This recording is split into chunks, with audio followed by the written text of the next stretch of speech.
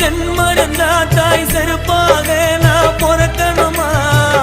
10 மாசம் சுமந்த என்ன ஒரு வாட்டி அதுவும் புள்ள சுமக்கணுமா இருக்கும் போது தெரியாது தாயின் பாசம் புரியாது உடல் மண்ணில் சாய்ந்து விட்டால் அழுது லாபம் கிடையாது தெய்வத்தை நான் பார்த்துட்டேன் என் தாயோட உருவத்தில